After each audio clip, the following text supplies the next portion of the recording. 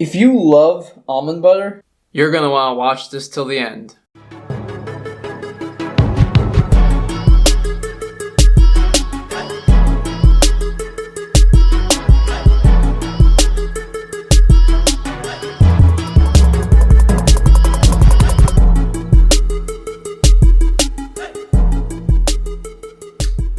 I love almond butter.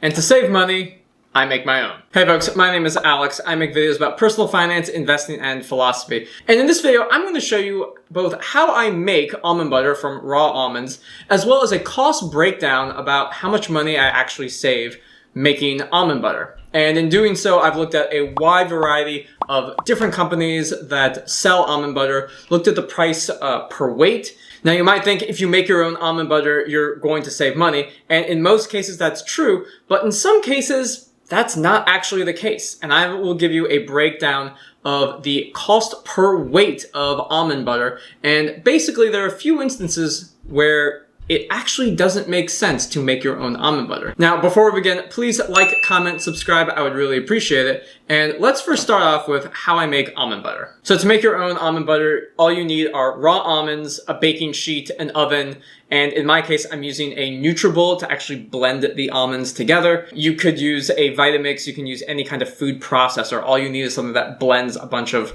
toasted or roasted almonds together. Additionally, I actually have a little bit of a trick. I actually add a few walnuts to it, but that's not actually necessary for making almond butter. You can make just pure almond butter just from raw almonds alone, but if you add some walnuts, I have actually found that it makes it a little bit easier to blend. Preheat your oven to about 375, and I roast my almonds for about 13 minutes. Now, when I add the almonds to the baking sheet, I usually can get about 1.5 pounds of almonds on that baking sheet, and I do 2 rounds of that. So in total, I'm actually going to be baking about 3 pounds of almonds. After you roast the almonds, you just put them aside, and then you put them in your nutribullet, in my case, and then just grind them. And occasionally you have to stop it. You want to maybe move things around, make sure that there's an even distribution of blending that's happening. Sometimes the almonds will actually stay to the top, and the grinded almonds will be at the bottom. So I just use a spoon, just move it around, reblend it, and ultimately at a certain point, the oils from the almonds will start to come out, and it'll blend nicely into a creamy or crunchy almond butter. There's a nice level of control that you have. You can actually make the almonds creamier or crunchier depending on your preference. Now, one thing I'm doing with the cost analysis is I'm really just looking at the amount of almonds and almond butter that I'm able to make, and just what's the price of store-bought almond butter from a wide variety of different brands.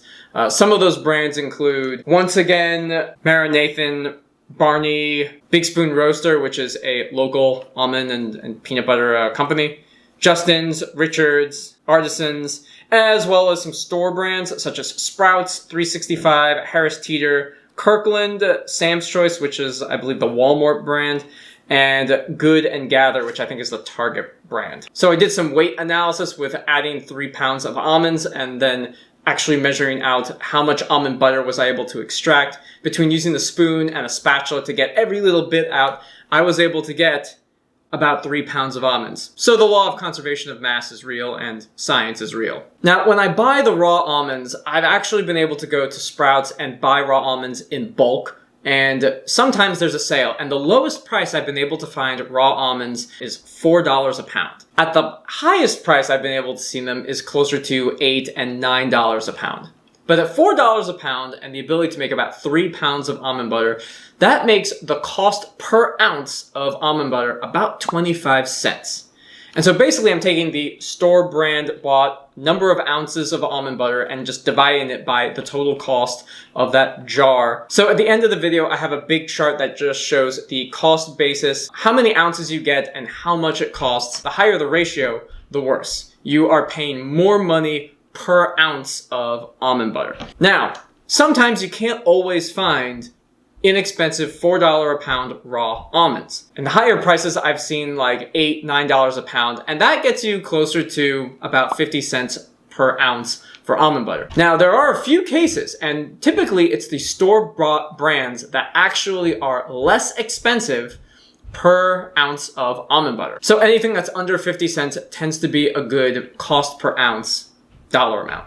Now, this is not making things organic. This is definitely not an artisan or interesting or crafty almond butter. We're talking about generic store-bought almond butter. You just need your almond butter fix. I know I need mine. You need yours. Alright folks, I hope you enjoyed this video. Please like, comment, subscribe. At the end of this video, I'm going to have a whole list of the full cost breakdown, all the different brands that I looked up, and to make sure, like, if you're able to find this type of almond butter or this brand at this price, and if you can find raw almonds, you need to now make the decision whether or not it makes more sense to buy or to make your own almond butter.